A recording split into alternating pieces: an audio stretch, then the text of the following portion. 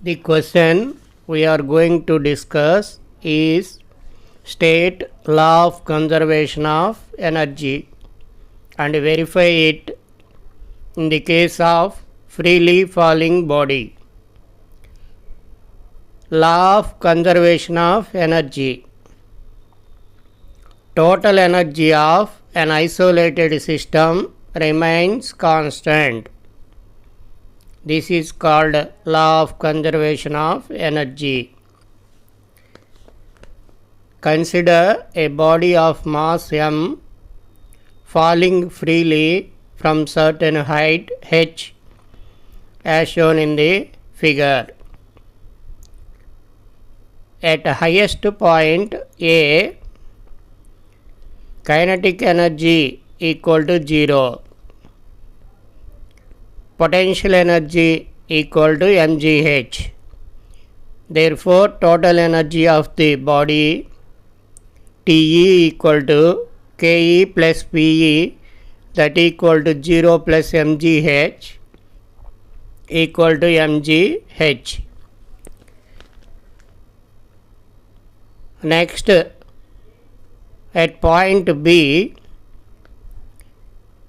Ke of the body is equal to mgx and potential energy Pe of the body equal to mgh minus mgx.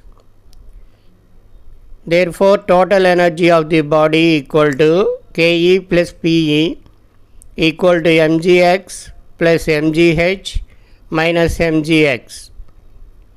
Therefore, total energy at point B is equal to mgh. At point C, Ke equal to mgh and potential energy Pe equal to 0. Therefore, total energy of the body at point C is Te equal to Ke plus Pe equal to mgh plus 0. Therefore, total energy of the body at point C Te equal to mgh.